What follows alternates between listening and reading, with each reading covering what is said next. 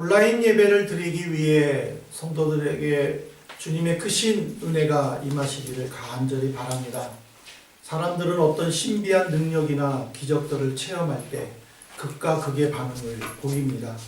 신비한 경험을 체험한 사람은 신비한 능력을 믿지만 체험하지 못한 사람은 이성적으로 생각하면서 과학과 지식으로 접근하려는 나머지 능력 자체를 믿지 않습니다.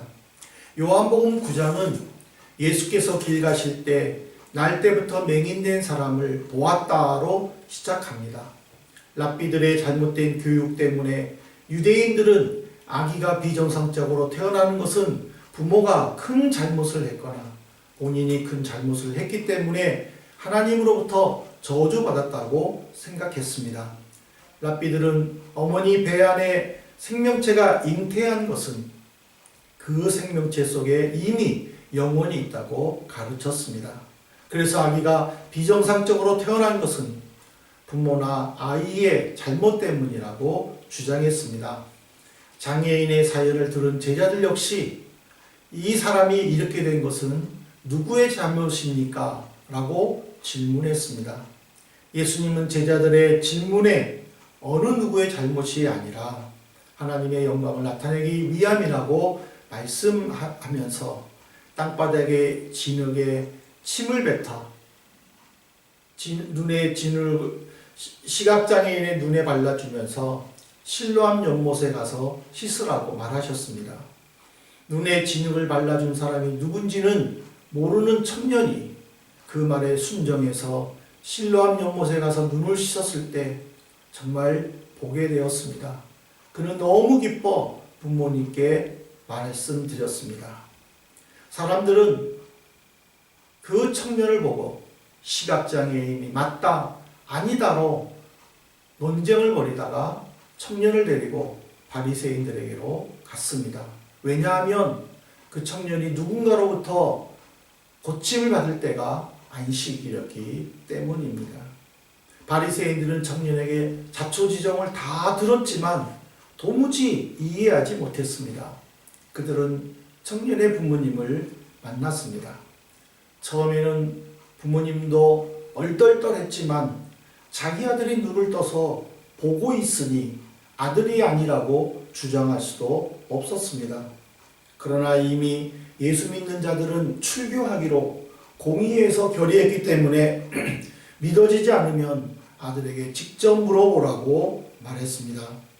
부모님을 통해 별 소득을 얻지 못한 바리새인들은 다시 청년을 불러서 병을 고쳐준 사람은 죄인이라고 말해도 청년은 이미 자신이 경험했기 때문에 창세의 이후로 맹인으로 난 자의 눈을 뜨게 했다는 말을 듣지 못했다면서 예수님을 선지자로 고백할 뿐만 아니라 당신들도 그의 제자가 되고 싶어서 물어보는 것이냐 대꾸하다가 바리새인들에게 출교를 당했습니다.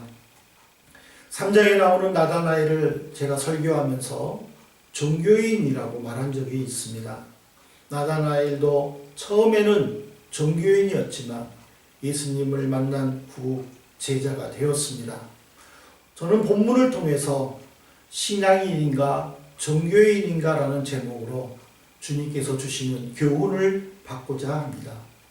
사전에서 종교에 대해 초자연적인 절대자의 힘에 의존하여 인간 생활의 고뇌를 해결하고 삶의 궁극적 의미를 추구하는 문화체계라고 설명했습니다. 종교에 대해 왜 문화체계라고 정의 내렸는지 아십니까? 문화는 높은 교양과 깊은 지식 또는 세련된 아름다움이나 우아함, 예술적 요소 따위와 관련된 일체의 생활 양식을 의미합니다. 종교인들은 초월적인 기능을 통해서 자신의 고상한 인격이나 품격을 나타내고 그 안에서 예술적 감성을 끌어올려 자신의 고뇌를 없애기 위한 목적으로 신을 찾습니다. 자연히 종교인은 확실한 믿음 없이 절대자에게 의존하면서 자신의 고뇌를 해결하고 삶의 질을 높이는 문화생활을 즐깁니다. 이런 해석을 통해서 바리새인들을 보십시오. 그들은 율법에 정통한 사람들로 유대 사회에서는 당시에 상류계급에 속했습니다. 백성들의 지도자로서 알고 있는 율법 지식들을 한껏 뽐낼 수 있었습니다. 그들이 지나갈 때마다 많은 사람들은 머리를 숙여 인사하면서 랍비라고 불렀습니다. 그들은 사람을 판단하고 가르치면서 하나님을 위해 열심을 낸다고 자부하고 사람들이 많은 곳에서 큰 소리로 기도하기를 좋아했으며 율법 지키는 것을 자랑스러워했습니다. 또 율법의 근거에서 죄인들과는 상종하지 않으려 했고 심지어 길거리에서 마주쳐도 그들은 옷깃에 접촉하지 않기 위해 멀리 돌아가기도 했습니다. 예수님에게 여러 번 돌을 던져 죽이려고 했던 것도 모세의 율법에 기록한 거짓 선지자들을 죽이라는 신명기 13장 5절의 말씀을 실천하기 위함이었습니다. 그들은 조금이라도 율법을 어기는 사람에 대해서는 서슴없이 죄인이라고 정죄하면서 자기들의 열심을 보였습니다. 본문에도 바리새인들의 두 가지 교만한 모습이 기록되었습니다. 첫 번째로는 예수님에 대해 안식일을 지키지 않았으니 하나님으로부터 오지 않았다고 주장했습니다. 바리새인들은 조상 때부터 전해오는 장로들의 유전을 모세율법과 함께 중요하게 여겼습니다. 하나님께서는 모세에게 율법을 주실 때 안식일에 대해 안식일을 기억하여 거룩히 지켜라. 너나 내 아들이나 내 딸이나 내 남종이나 여종이나 가축이나 내 문에 머무는 객이라도 안식일에는 아무 일도 하지 말라고 출애굽기 20장 10절에서 말씀해 주셨습니다. 구약시대의 장로들은 하나님의 말씀을 근거로 39가지의 안식일 금지 조항을 만들어 백성들을 가르치면서 철저하게 지키도록 교육시켰고 이 전통을 랍비들이 그대로 답습했습니다. 예수님께서 시각장애인을 고쳐준 것이 왜 안식일을 범한 것이냐고 질문할 수 있지만 금지 조항에 안식일에 약을 사용해서는 안 되고 침구를 들고 움직여도 안 된다고 명시되었기 때문입니다. 예수님께서 사용하신 침은 당시 유대인이나 로마인들 사이에서는 눈병을 고칠 때 사용했던 민간요법이었다고 합니다. 그러므로 바리새인들은 예수님이 침을 뱉어 진흙을 이기고 그것을 시각장애인의 눈에 발라줌으로 낫도록 한 것은 안식일을 범한 것이라고 판단한 것입니다. 바리새인들은 안식일을 범한 사람이 어떻게 하나님으로부터 보냄을 받았다고 주장할 수 있느냐고 따지면서 예수님이 메시아이심을 믿지 않고 오히려 그를 죽임으로 자신들이 중요하게 여겼던 안식일 전통을 지키려고 했던 것입니다. 둘째로 바리새인들은 사람들을 함부로 판단하고 서슴없이 저주하는 오만함을 보였습니다. 시각장애인으로 있다가 앞을 보게 된 청년과 바리새인들은 지루한 논쟁을 벌였습니다. 바리새인들은 도저히 있을 수 없는 일이라 할지라도 안식일을 범했기 때문에 하나님께서 보내주신 사자가 아니라고 주장했습니다. 청년은 지금까지 어느 누가 맹인의 눈을 뜨게 한 사람이 있느냐고 말하면서 이 사람이야말로 하나님께서 보내주신 주의 사자라고 맞섰습니다. 둘 사이에 끝없는 평행선으로 인해 청년이 하도 답답해서 당신들도 그의 제자가 되고 싶어서 자세히 묻는 것이냐 질문했습니다. 이것은 비웃으면서 뼈있는 농담을 건넨 의미입니다. 아니나 다를까 청년의 말이 끝나기가 무섭게 너는 그의 제자일지 모르겠으나 우리는 모세의 제자라면서 내가 온전히 죄 가운데서 나서 우리를 가르치느냐 책망했습니다.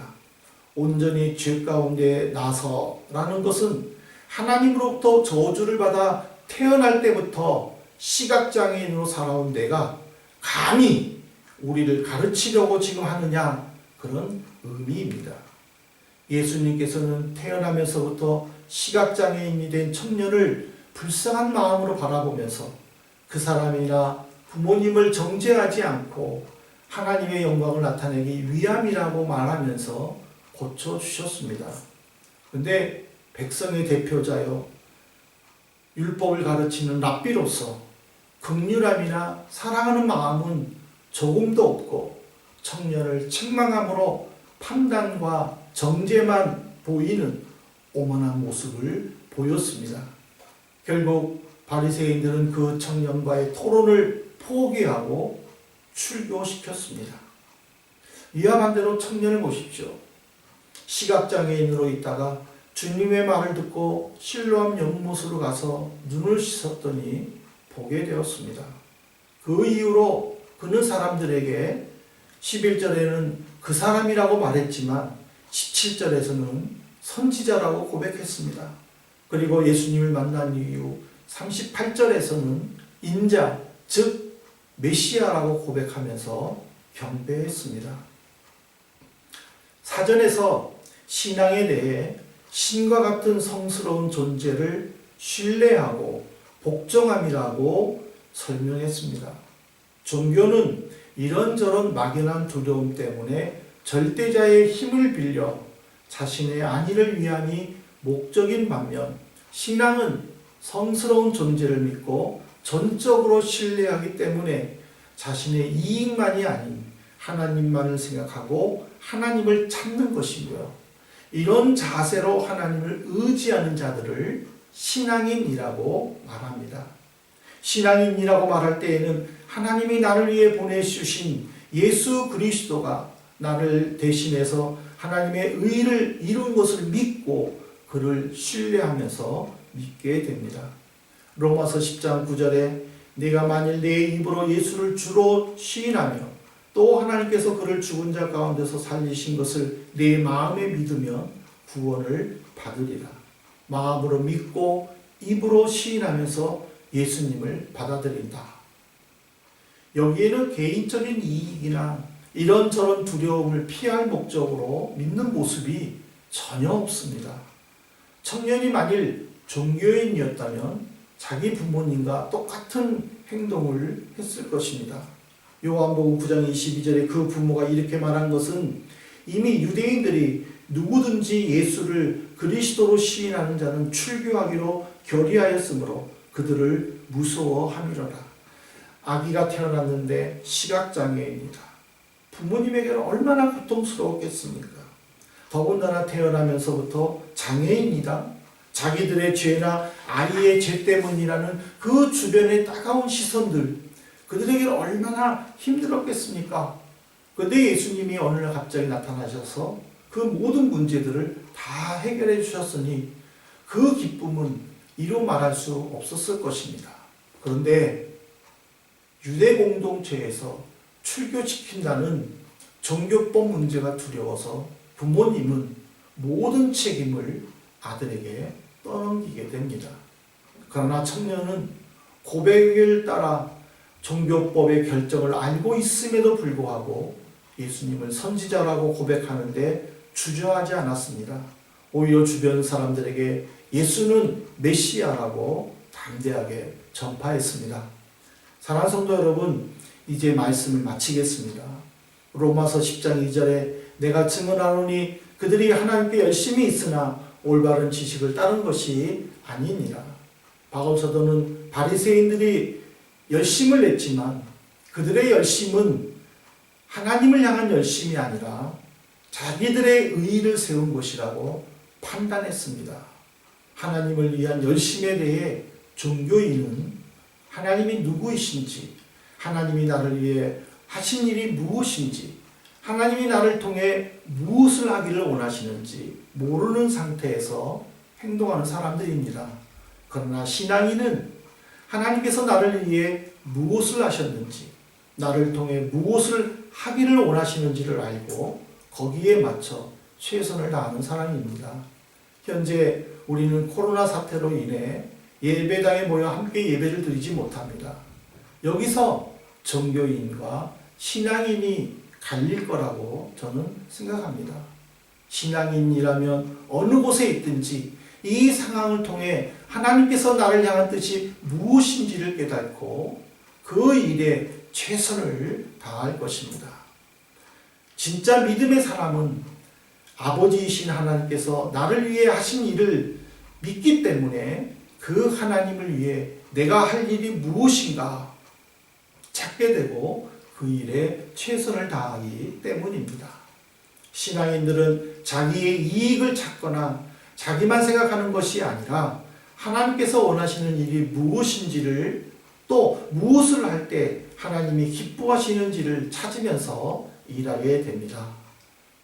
우리 한민 성도들께서는 신앙의 삶을 살기를 바랍니다. 하나님이 기뻐하시는 일을 통해 주님 나라를 확장하시고 주님께서 웃으실 수 있도록 성도의 삶을 사시기를 바랍니다. 무엇보다 이 힘든 시기에 하나님이 나를 향한 뜻이 무엇인지, 내가 무엇을 할 때 하나님이 기뻐하실지 깊이 묵상하시면서 주의 뜻을 이루는 귀한 성도 되시기를 간곡히 부탁드립니다. 함께 기도하시겠습니다. 자비로우신 아버지 하나님, 감사를 드립니다.